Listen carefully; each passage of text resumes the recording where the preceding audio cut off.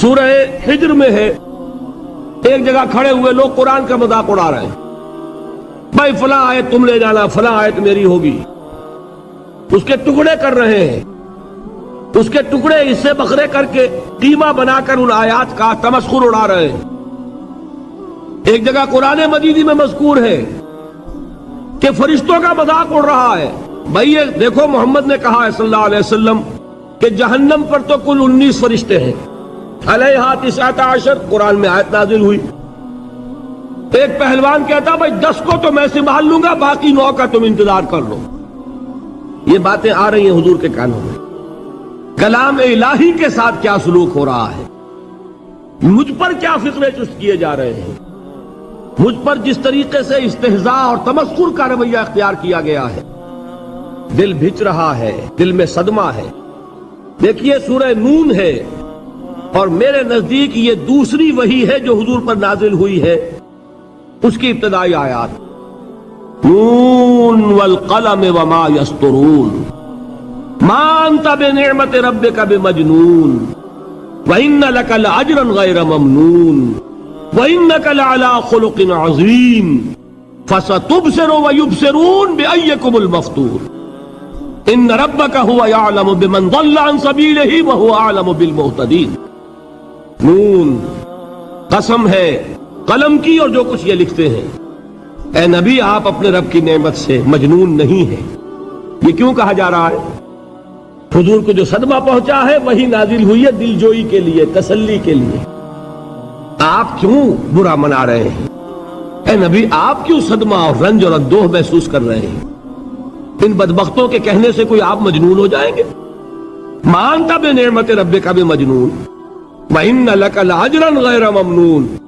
آپ کو جو یہ صبر کرنا پڑ رہا ہے، آپ کو جو یہ جھیلنا پڑ رہا ہے، اس کی وجہ سے آپ کو وہ اجر ملے گا جس کا سلسلہ کبھی منقطع نہیں ہوگا۔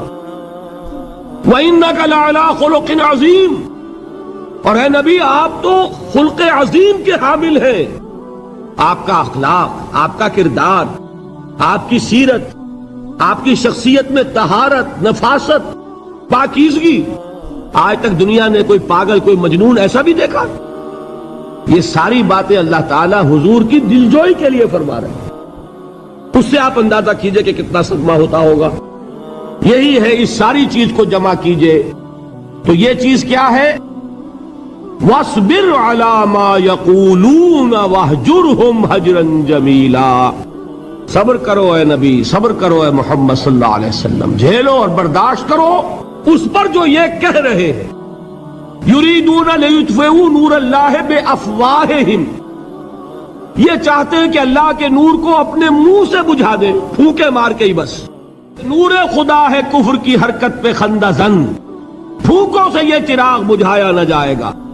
یریدون لیطفئوا نور اللہ بافواہہم واللہ متم نورہ ولو کرہ الکافرون، یہ چاہتے ہیں کہ اپنے منہ کی پھونکوں سے اللہ کے نور کو بجھا دیں، حالانکہ اللہ تعالیٰ تو اپنے نور کا اتمام فرما کر رہے گا، خواہ ان کافروں کو کتنا ہی ناگوار ہو۔ اس کی ترجمانی ہے نور خدا ہے کفر کی حرکت پہ خندہ زن، پھونکوں سے یہ چراغ بجھایا نہ جائے گا۔ یہی وجہ دیکھیے مکی صورتوں میں خود نبی اکرم صلی اللہ علیہ وسلم کو اتنے مختلف پیرایوں میں صبر کا حکم دیا گیا۔ کچھ مثالیں میں دے چکا ہوں، وَلِرَبِّكَ فَاصْبِرْ، اسی طریقے سے وَاصْبِرْ كَمَا صَبَرَ أُولُو الْعَزْمِ مِنَ الرُّسُلِ، اے نبی صبر کیجئے جیسے کہ صبر کیا ہمارے اولو العزم رسولوں نے۔ وَاصْبِرْ وَمَا صَبْرُكَ إِلَّا بِاللَّهِ، اے نبی صبر کیجئے اور آپ کا صبر تو اللہ ہی کے سہارے ہے۔ وَاصْبِرْ لِحُکْمِ رَبِّكَ، یہ سورہ نون جس کی ابتدائی آیات میں نے آپ کو سنائی، نون والقلم وما یسطرون ما انت بنعمت ربک بمجنون، اس کا اختتام کیا ہوتا ہے؟ وَاصْبِرْ لِحُکْمِ رَبِّكَ وَلَا تَكُنْ كَصَاحِبِ الْحُوتِ إِذْ نَادَىٰ وَهُوَ مَكْظُومٌ، اے نبی صبر کیجئے اپنے رب کے فیصلے کا، انتظار کیجئے اور اس مچھلی والے کے مانند نہ ہو جائیے۔ مچھلی والا کون؟ حضرت یونس علیہ السلام۔ مچھلی والے نے اپنے دینی حمیت اور غیرت جو تھی اس کی وجہ سے اللہ کے حکم کا انتظار نہیں کیا، اپنی قوم کو چھوڑ کر چل دیے۔ نبی کا، رسول کا یہ معاملہ ہوتا ہے، جیسے کہ آپ کو معلوم ہے کوئی افسر ہے کسی حکومت کا، وہ اپنی پلیس آف ڈیوٹی کو نہیں چھوڑ سکتا، he must stick to his place of duty.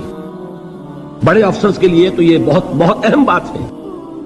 تو اے رسول، جہاں آپ کو ہم نے تعینات کیا ہے آپ وہاں سے ہل نہیں سکتے کہ ذرا مخالفت ہوئی، لوگوں نے فقرے چست کیے اور آپ کہیں اور چل دیے، دفع ہوئیے، یہ بات نہیں سننا چاہتے میں کسی اور کو سناؤں گا، ہو سکتا ہے نا؟ ہم تو کرتے ہیں نا یہ، اس لیے کہ ہمیں تو اللہ نے کہیں تعینات تو نہیں کیا نا۔ اگر ایک جگہ کے لوگ بات نہیں سنتے، چلو بھائی ہم کہیں اور جائیں گے، وہاں بات سنائیں گے۔ لیکن رسول کا معاملہ ہوتا ہے جو اس کی پلیس آف اپوائنٹمنٹ ہے، he can not leave his place without the express permission of Allah سبحانہ و تعالی۔ آپ نے یہ سنا ہوگا، سیرت کی تقاریر میں پڑھا ہوگا کہ مدینے کی طرف ہجرت کی اجازت حضور نے تمام صحابہ کو دے دی، خود منتظر رہے جب تک کہ اللہ کی طرف سے اجازت نہیں آ گئی۔ حضرت ابوبکر پوچھتے رہتے تھے حضور اجازت آ گئی کہ نہیں؟ نہیں ابھی نہیں آئی۔ حضور اذن آ گیا؟ نہیں آیا، ابھی نہیں آیا۔ حبشہ کی طرف سب کو بھیج دیا، اجازت دے دی جو جانا چاہے چلا جائے۔ حضور کی صاحبزادی جو حضرت عثمان کے نکاح میں تھی وہ بھی ہجرت کر رہی ہے، لیکن حضور تو نہیں گئے۔ رسول نہیں چھوڑ سکتا اپنی جگہ کو، یہاں تک کہ تمام تقریباً صحابہ چلے گئے، حضور رہ گئے، حضرت ابوبکر رہ گئے، حضرت علی رہ گئے، اور حضرت ابوبکر پوچھ رہے ہیں بار بار اجازت آئی یا نہیں؟ نہیں ابھی نہیں آئی۔ حضرت عائشہ نے واقعہ بیان کیا کہ ایک روز اچانک دوپہر کے وقت ہم نے دیکھا کہ حضور نے اپنے پورے جسم کو ڈھانپا ہوا ہے، چہرے کو بھی کپڑے میں ڈھانکا ہوا ہے اور تشریف لا رہے ہیں۔ یہ اس میں تعجب کی بات یہ کہ عرب میں آج بھی آپ کو معلوم ہے کہ یہ چیز جو ہے ان کی روایات کے خلاف ہے کہ دوپہر کے وقت کوئی کسی سے ملنے جائے۔ یہ وقت جو ہے قیلولے کا ہے، آرام کا ہے۔ تو این ٹھیک دوپہر کے وقت تشریف لائے حضور، آپ نے آ کے حضرت ابوبکر سے فرمایا کہ اجازت آ گئی ہے۔ حضرت ابوبکر نے بہت خوش ہو کر ایک بات کہی، حضور میں نے 2 اونٹنیاں تیار کی ہوئی ہیں۔ یعنی اب آپ وہ تو سوچتے تھے نا شاباش ملے گی کہ میں نے تیاری کی ہوئی ہے، میں نے 2 اونٹنیوں کو خوب کھلا پلا کے فربا کیا ہوا ہے، بڑی توانا ہے تاکہ ہم تیزی کے ساتھ سفر کر سکیں۔ حضور نے توقف کیا، فرمایا ہاں ٹھیک ہے، 1 اونٹنی میں استعمال کروں گا لیکن میں اس کی قیمت ادا کروں گا۔ حضرت ابوبکر کی آنکھوں میں آنسو آ گئے، روتے ہوئے کہا حضور مجھ سے یہ مغایرت، کیا یہ جان اور مال کسی اور کے لیے ہے؟ آپ مجھ سے بھی کہہ رہے ہیں میری اونٹنی جو ہے وہ بھی بلا معاوضہ آپ قبول نہیں فرما رہے۔ یہ ہے محمد الرسول اللہ کی غیرت اور حمیت کا معاملہ۔ اب دیکھیے ایک بات عجیب ہے، یہ ربط اپنے ذہن میں رکھیے، اللہ تو صبر کی تلقین کر رہا ہے اپنے رسول کو، اور رسول یہی تلقین کر رہے ہیں اپنے صحابہ کو، صبر کرو، جھیلو، برداشت کرو، ہاتھ مت اٹھانا، کوئی جوابی کارروائی نہیں ہوگی، بلکہ اپنے اوپر جھیلو جو کچھ جھیلنا ہے، ڈٹے رہو، پیچھے مت ہٹنا، یہ صبر ہے، لیکن ہاتھ اٹھانے کی اجازت نہیں۔ چنانچہ اب ذرا چشم تصور سے دیکھیے، ابو جہل اس نے جو بدترین روش اختیار کی، وہ ایک خاندان تھا، حضرت یاسر، ان کی اہلیہ حضرت سمیہ، اور ان کے فرزند حضرت عمار رضی اللہ تعالی عنہم۔ یہ غلام نہیں تھے، حضرت سمیہ تو کنیز تھیں لیکن یاسر غلام نہیں تھے۔ ان کی کہانی یہ ہے، واقعہ یہ ہے کہ یہ بہت نیک آدمی تھے یاسر، یمن کے باشندے۔ انہیں کو خواب میں بشارت ہوئی کہ نبی کا ظہور ہونے والا ہے مکے میں، جاؤ شاید ان کے قدموں تک پہنچ جاؤ۔ یہ یمن سے ترک وطن کر کے مکے آ گئے۔ ابو جہل کا ایک چچا تھا، بہت شریف النفس انسان، اس کے ساتھ معاہدہ کیا حلیف بن کر، اور وہ مکے میں رہنے لگے۔ اس لیے کہ یہ نوٹ کر لیجئے، مکہ اس وقت ایک قبیلے کا شہر تھا، صرف قریش۔ یا قرشی رہ سکتا تھا وہاں یا قرشی کا حلیف، کہ اگر تو کسی قرشی نے آپ کو امان دی ہوئی ہے تو آپ رہ سکتے ہیں مکے میں، ورنہ نہیں۔ یا تیسرے قرشی کا غلام، غلام تو ملکیت ہی ہے اس کی، جیسے بھیڑ بکری ہے کسی قرشی کی اسی طرح اس کے غلام ہے۔ یہ تین کیٹیگریز تھی انسانوں کی مکے میں۔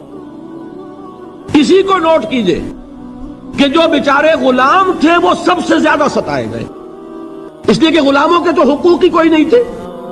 بلال غلام تھے، ابو فقی غلام تھے، زنیرہ ایک کنیز تھی، ان کو جو ماریں پڑی ہیں اس کا آپ کو معلوم ہے۔ حضرت بلال کے ساتھ جو کچھ امیہ ابن خلف نے کیا، کہ جس طریقے سے کہ حیوانوں کی لاشیں جو ہے کھینچ کر گھسیٹ کر لے جائی جاتی ہیں، ان کی گردن میں رسی ڈال کر گھسیٹتے، اسی طریقے سے حضرت بلال کے گردن میں رسی ڈال کر پھر دوپہر کے وقت مکے کی سنگلاخ گلیوں کے اندر گھسیٹا جاتا تھا۔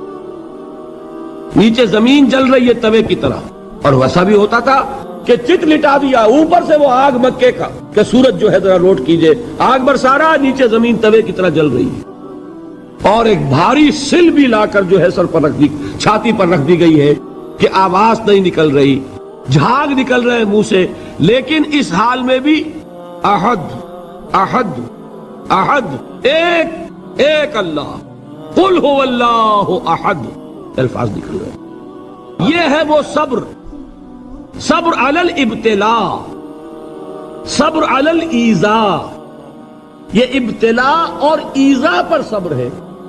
جھیلو، برداشت کرو، اس توحید پر قائم رہو، محمد کی رسالت کے اقرار کرتے رہو صلی اللہ علیہ وسلم، لیکن ہاتھ نہیں اٹھانا۔ اب میں آپ کو بتا رہا تھا یہ تو غلام تھے، یہ جو تھے یاسر یہ حلیف تھے، غلام تو نہیں تھے نا۔ البتہ وہ ابو جہل کے چچا کی کنیز تھی یہ سمیہ، انہوں نے اجازت لے کر ان سے نکاح کر لیا، یہ تو کنیز رہیں گی۔ بیٹا جو ہوا وہ بھی ایک طرح سے جب کنیز زیادہ ہے تو غلام ہو گیا، عمار ابن یاسر۔ وہ جو شخص تھا بہت شریف النفس ابو جہل کا چچا، وہ مر گیا، اب ابو جہل جو ہے اس خاندان کا سربراہ ہے، لہذا یہ تینوں جو افراد ہیں وہ اس کے رحم و کرم پر ہیں۔ یاسر کو بھی پروٹیکشن اگر ہے تو ابو جہل کی ہے، ابو جہل جو چاہے کرے، اور سمیہ تو کنیز ہے ہی، اس کا تو کوئی حق ہے ہی نہیں، جو چاہے کرے، اور عمار ان دونوں کا بیٹا ہے، لہذا بدترین معاملہ کیا ابو جہل نے ان تین افراد کے ساتھ۔ حضرت سمیہ کے ساتھ جو کچھ کیا گیا ہے آپ اس کا تصور نہیں کر سکتے۔ بالآخر جو شہید کیا ہے حضرت سمیہ کو، ایذائیں دے دے کے، سسکا سسکا کے، ان کے جسم کے نازک حصوں کو جلا کے، داغ دے کر، کہتا کیا تھا، ایک دفعہ کہہ دو کہ میرا جو یہ بت ہے یہ بھی الہ ہے، مان لو میں چھوڑ دوں گا۔ تنگ آ گیا، کسی طریقے سے ایک دفعہ کہہ دو پھر میں چھوڑ دوں گا۔ لیکن یہ میاں بیوی حضرت یاسر اور حضرت سمیہ رضی اللہ تعالی عنہما، یہ ہے ثبات، یہ ہے صبر، یہ ہے استقلال، ایک مرتبہ بھی کہنے کے لیے تیار نہیں ہوئے جو چاہو کر لو، اب ہم تو اس سے پیچھے نہیں ہٹیں گے۔ تنگ آ کر اس نے حضرت سمیہ کی تو شرمگاہ میں برچھا مارا ہے اور شہید کیا۔ حضرت یاسر کے بارے میں ایک روایت یہ ہے، ستا ستا کے، تنگ کر کر کے، آخر کار جو ختم کیا، انہیں شہید کیا کس طرح، 4 سانڈ اونٹ جوان، ان سے رسے باندھے، ایک رسے سے ایک بازو باندھا، دوسرے سے دوسرا بازو باندھا، تیسرے سے ایک ٹانگ باندھی، چوتھے سے دوسری ٹانگ باندھی، اور چاروں کو دوڑایا ہے کہ جسم کے پرخچے ہو گئے۔ اس وقت سامنے سے حضور گزرتے تھے جبکہ آل یاسر کے ساتھ یہ معاملہ ہو رہا ہے، کیا فرماتے تھے، اسبروا یا آل یاسر فإن موعدکم الجنہ، اے یاسر کے گھر والوں صبر کرو، جھیلو، اس لیے کہ تمہارے وعدے کی جگہ جنت ہے۔ اللہ تعالیٰ ادھر آنکھ بند ہوگی ادھر جنت میں تمہارا داخلہ ہو جائے گا۔ یہ ہے تواصوا بالصبر، والعصر ان الانسان لفی خسر۔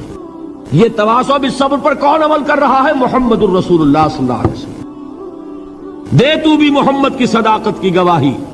یہ صداقت کی گواہی دیتے ہوئے انہوں نے اپنی جانیں دے دی۔ 4 سے لے کر 12 تک 8 برس اس کو کہتے ہیں پرسیکیوشن، فزیکل پرسیکیوشن، تشدد، مار پیٹ، جلانا، دہتے ہوئے انگاروں پر لٹانا، فاقے رکھنا، بھوکے رکھنا، ان کو ڈال دی گئی زنجیریں، گھروں میں بند کر دیا گیا نوجوانوں کو۔ حضرت عثمان کو چچا نے ان کے ایک چٹائی کے اندر لپیٹا اور دھونی دے دی، دم گھٹ رہا ہے، جان نکل رہی ہے۔ حضرت مصعب بن عمیر رضی اللہ تعالی عنہ، وہ نوجوان 200 درہم کا جوڑا ان کا سل کر آتا تھا شام سے تیار ہو کر، لباس معطر ہوتا تھا، جدھر سے نکل گیا پوری گلی جو ہے وہ معطر ہو گئی، انگلیاں اٹھ رہی ہیں، وہ جا رہا ہے مصعب، یہ خوشبو اس کی ہے۔ اس مصعب کے ساتھ کیا سلوک کیا؟ باپ تو مر چکا تھا، ماں نے پالا تھا، دولت بہت چھوڑ کر گیا تھا باپ، لہذا ماں نے بڑے ناز و نام میں پالا، بڑے لاڈ پیار میں، 200 درہم کا جوڑا تیار ہو رہا ہے۔ لیکن یہ کہ آپ کو معلوم ہے عرب کے اس معاشرے میں عورت کی کوئی حیثیت نہیں تھی، ماں کا اختیار نہیں تھا، چچا تھا آپ سربراہ خاندان کا۔ چچا نے کہا مصعب اگر تم نے اپنے باپ کا دین چھوڑ دیا ہے تو باپ کی دولت پر بھی تمہارا کوئی حق نہیں ہے، نکل جاؤ گھر سے۔ اس نے یہ سوچا تھا کہ مصعب کے ہوش ٹھکانے آ جائیں گے، دن میں تارے نظر آ جائیں گے، ناز و نام میں پلا ہوا گھر سے نکل کے جائے گا کہاں، یہ سارا نشہ جو ہے توحید کا یہ حیران ہو جائے گا۔ حضرت مصعب کا جواب بالکل برعکس تھا، اچھا ٹھیک ہے چچا جان، میں گھر چھوڑتا ہوں۔ وہی بات جو کبھی کہی تھی ابراہیم نے، باپ نے کیا کہا تھا؟ واجرنی ملیہ، جاؤ چلے جاؤ، دفع ہو جاؤ میری نگاہوں سے۔ حضرت ابراہیم نے کیا جواب دیا تھا؟ سلام علیک ساستغفر لک ربی انہ کان بی حفیہ۔ اچھا ابا جان، آپ کا حکم یہی ہے تو میں چلتا ہوں، آپ پر سلامتی ہو، میرا رب مجھ پر بڑا مہربان ہے، میں اس سے آپ کے لیے استغفار کروں گا، چل دیے۔ یہی جو ہے حضرت ابراہیمی کی نسل ہے نا قریش۔ آج ابراہیم کے ایک بیٹے کے ساتھ وہی معاملہ ہو رہا ہے، مصعب کے ساتھ، اور مصعب چلنے کے لیے تیار ہو گئے۔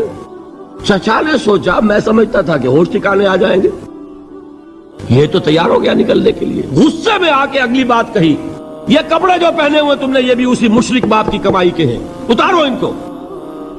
وہی کپڑے اتارے، مادر زاد برہنہ گھر سے نکالے گئے۔ ماں کے پاس پہنچے، ماں نے آنکھوں پر ہاتھ رکھے، وہ سب کیا ہوا؟ ماں سے کہتے ہیں کہ ماں میں موحد ہو گیا، اور وہاں سے گئے، پھر حضور کی خدمت میں کپڑے کہیں سے مانگے ہوں گے۔ یہ مصعب ہیں 200 درہم کا جوڑا پہننے والے، جب حضور پر مدینے کے 12 افراد ایمان لائے تھے، بیعت عقبہ اولیٰ ہوئی، انہوں نے کہا کہ حضور ہمیں کوئی شخص اپنا ایسا شاگرد دیجئے جو ہمیں قرآن پڑھا سکے۔ حضور نے حکم دیا مصعب جاؤ، اب مدینے جاؤ، یثرب جاؤ، یثرب والوں کو قرآن پڑھاؤ، انہیں تبلیغ کرو۔ مصعب گئے ہیں وہاں، 1 سال کی کمائی 75 افراد لا کر حضور کے جھولی میں اگلے سال ڈال دیے کہ حضور یہ میری 1 سال کی کمائی ہے، 72 مرد 3 عورتیں۔ بہرحال وہ مصعب بن عمیر ہے جو غزوہ احد میں شہید ہوئے، اور جب شہید ہوئے تو ان کے جسم پر صرف ایک چادر تھی۔ یہی چیزیں ہیں اصل میں کہ جو ہمارے دلوں کو منور کرنے والی ہیں نور ایمان سے۔ وہ علم بردار تھے غزوہ احد میں، جھنڈا مسلمانوں کا ان کے پاس تھا۔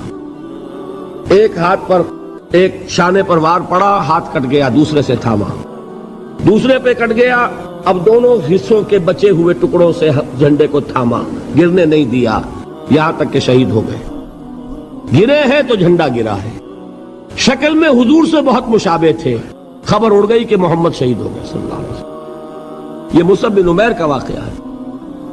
جب ان کو اب دفن کرنے کا وقت آیا، اور شہید کے لیے کفن جو ہے اس کا وہی لباس ہوتا ہے جو شہادت کے وقت ہو، حضور کے سامنے ایک پرابلم پیش کیا گیا۔ حضور، مصعب کے جسم پر تو ایک چادر تھی، اور وہ چادر بھی اتنی چھوٹی ہے، یعنی 2 گز کی چادر بھی نہیں ہے، اس سے اگر سر ڈھانپتے ہیں مصعب کا تو پیر کھل جاتے ہیں، پیر ڈھانپتے ہیں تو سر کھلتا ہے، کیا کریں؟ حضور نے فرمایا سر ڈھانپ دو چادر سے اور پیروں پر گھاس ڈال دو۔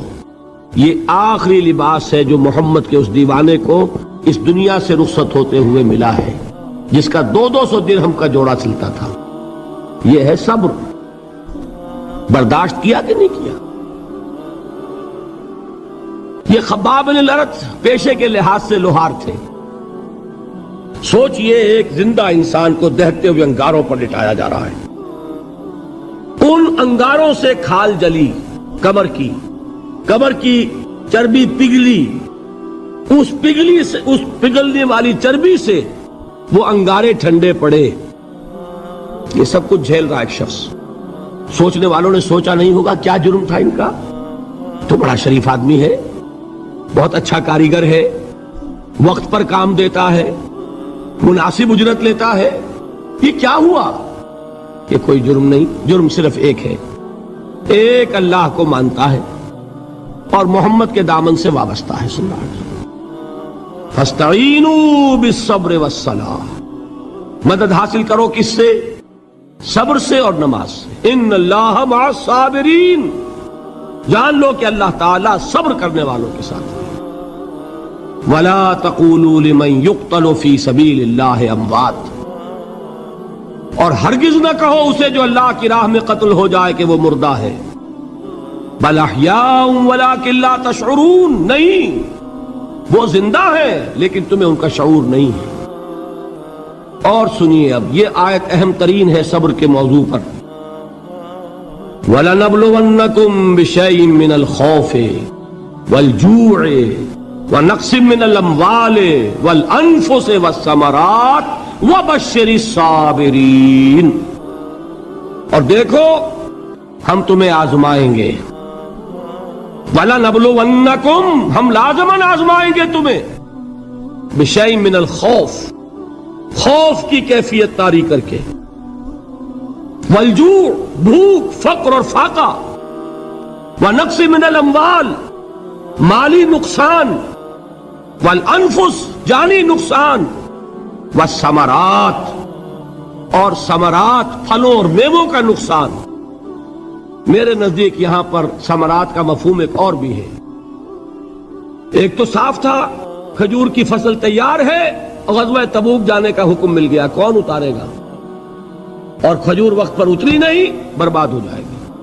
یہ ہو رہا ہے نا میووں کا نقصان. اور میرے نزدیک یہاں یہ بھی ہے, بسا اوقات بہت سی محنتوں کا نتیجہ انسان دیکھتا ہے کہ ضائع چلا گیا. میں نے 10 سال محنت کی, حاصل کوئی نہیں نکلا. یہ ثمرات کیا ہیں؟ محنتیں, محنتوں کے ثمرات کا ضیاع. کوشش آپ نے کی, قسمت کی خوبی دیکھی ہے, ٹوٹی کہاں کمن. 2-4 ہاتھ جب کے لبے بام رہ گئے. Be prepared. ایک شاعر کے یہ اشعار ہیں, یہ فصل امیدوں کی ہمدم اس بار بھی غارت جائے گی. سب محنت صبحوں شاموں کی اب کے بھی اکارت جائے گی. میرے نزدیک یہ ثمرات کا جو لفظ یہاں آیا ہے, وَنَقْصٍ مِّنَ الْأَمْوَالِ وَالْأَنفُسِ وَالثَّمَرَاتِ, سب محنت صبحوں شاموں کی اب کے بھی اکارت جائے گی. دھرتی کے کونوں کھدروں میں پھر اپنے لہو کی کھاد بھرو, پھر مٹی سینچو اشکوں سے, پھر اگلی رت کی فکر کرو, پھر اگلی رت کی فکر کرو جب پھر ایک بار اجڑنا ہے. ایک فصل پکی تو بھر پایا, تب تک تو یہی کچھ کرنا ہے. ایک مقصد ہے سامنے, انقلاب برپا کرنا ہے. ایک کوشش ناکام ہو جائے کوئی پرواہ نہیں, نیکسٹ. پھر تیار رہو ناکامی کے لیے. ایسا نہ ہو جو انگریزی میں کہتے ہیں hope for the best but be prepared for the worst. ایسا نہ ہو کہ دوسری مرتبہ ناکام ہو کے بددل ہو جاؤ, تمہاری ہمتیں جواب دے جائیں. نہیں, پہلے سے تیار رہو کہ دوسری مرتبہ بھی ناکامی آئے تو آئے, لیکن جب تک کہ کامیابی حاصل نہیں ہوتی ہمیں یہ کام کیے چلے جانا. دیکھیے سیرت میں آیا کہ نہیں یہ واقعہ. بدر میں مسلمانوں کو فتح ہوئی تو احد میں زک پہنچی کہ نہیں؟ 70 صحابہ شہید ہوئے کہ نہیں؟ اگر ان کی ہمتیں جواب دے جاتی تو گاڑی کیسے چلتی آگے؟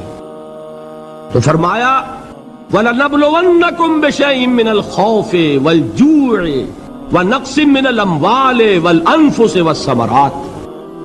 ہم تمہیں لازماً آزمائیں گے, خوف کی کیفیت سے, فقر و فاقے کی کیفیت سے, بھوک سے, جان کے نقصان سے, مال کے نقصان سے, محنتوں کے حاصل کے ضائع ہو جانے سے. وَبَشِّرِ الصَّابِرِينَ, اور اے نبی بشارت دیجئے صبر کرنے والوں کو. الَّذِينَ إِذَا أَصَابَتْهُمْ مُصِيبَةٌ وہ کہ جب ان پر کوئی تکلیف آئے، کوئی مصیبت آئے، کوئی آزمائش آئے، قالوا انا للہ و انا الیہ راجعون، وہ یہ کہیں کہ ہم اللہ ہی کے ہیں، اللہ ہی کی طرف لوٹ جانا ہے۔ یہ وہی انداز ہے جو میں نے فارسی کا شعر سنایا تھا آپ کو کہ سرے تسلیم خم ہے جو مزاج یار میں آئے۔ وہ ہمارا مولا ہے، ہمارا آقا ہے، اگر اسے یہی منظور ہے تو ہمیں بھی یہی منظور ہے۔ میں نے تسلیم و رضا کی بات کی تھی نا، آپ کو کچھ شعر سنائے تھے، ایک شعر اور سنیے، اور یہ کس کا ہے؟ محمد علی جوہر کا۔ ایک مرتبہ جیل گئے، ان کی ایک بیٹی جوان بیمار ہوئی، فوت ہو گئی، باہر چھوڑا انگریز نے، جاؤ بھائی دفن کر دو بیٹی کو۔ دوسری مرتبہ جیل گئے، دوسری جوان بیٹی اسی مرض میں مبتلا ہوئی۔ اب یہ جیل میں ہے، خبر پہنچی کہ دوسری بیٹی کے اوپر بھی اسی مرض کا حملہ ہوا ہے۔ ایک نظم لکھی ہے جس کا آخری شعر یہ ہے، تیری صحت ہمیں منظور ہے لیکن اس کو نہیں منظور تو پھر ہم کو بھی منظور نہیں۔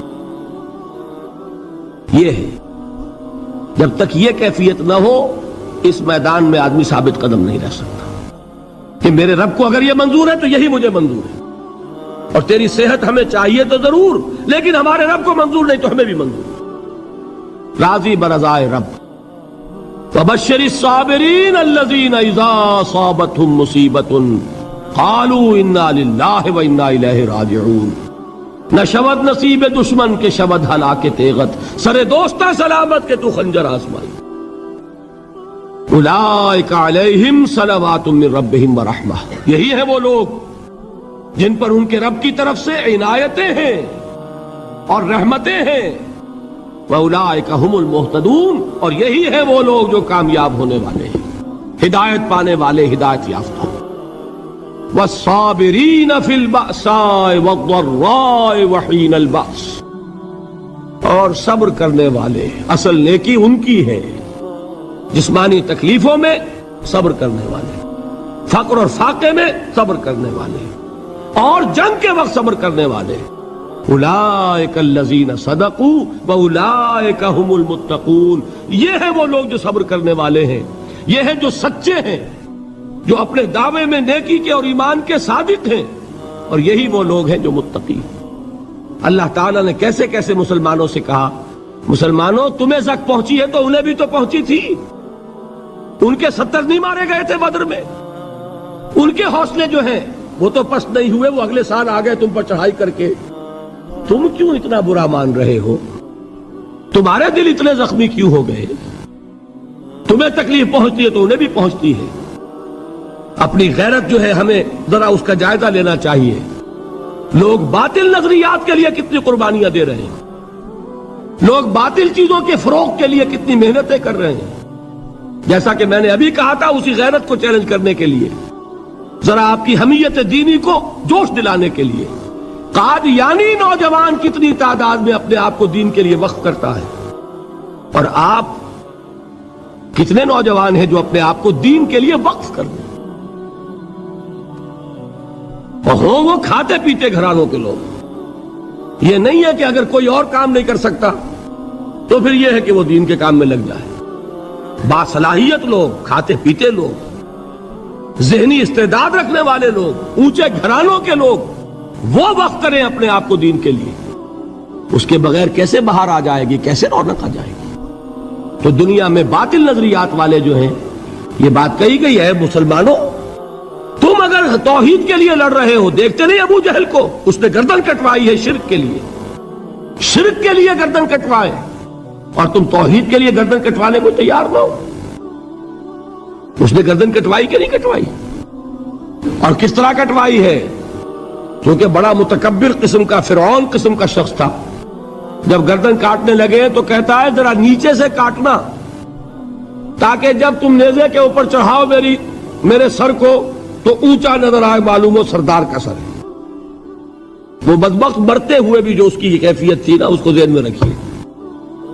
تو یہ اس لوگوں نے قربانیاں دی، جانیں دی، تو فرمایا اگر تم ان سے زیادہ قربانی نہیں دو گے، جو نوٹ کر لیجئے اس کو، مجرد اگر حق کو غالب کرنا اللہ کے ذمے ہو تو آنے واحد میں غالب کر دے گا، تمہیں تکلیف ہی دینے کی ضرورت نہیں۔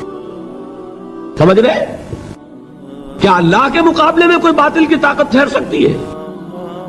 یہ تمہارے ایمان کا امتحان ہے، یہ تمہارے خلوص کی آزمائش ہے، یہ تمہارے امتحان کا ثبوت درکار ہے کہ اللہ تعالیٰ دیکھنا چاہتا ہے تم اس کے لیے اپنی جانیں قربان کرنے کو تیار ہو کہ نہیں، تم اس کے لیے تن من دھن لگانے کو تیار ہو کہ نہیں۔ اور یہ جان لو کہ اگر کفار اور مشرکین اور ملحدین اور باطل نظریات والے وہ جو کچھ قربانیاں اپنے باطل نظریات کے لیے دے رہے ہیں ان سے زیادہ اگر تم نہیں دو گے تو حق غالب نہیں ہوگا۔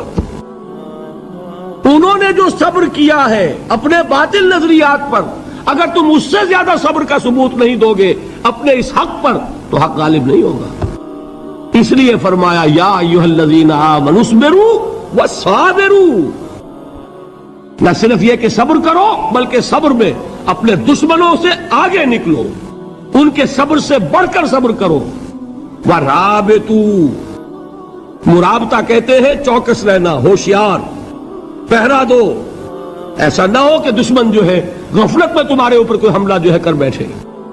واتقوا اللہ، اور اللہ کا تقوی اختیار کرو، لعلکم تفلحون، تاکہ تم فلاح پاؤ۔ یہ ہے حضرات تواصوا بالصبر۔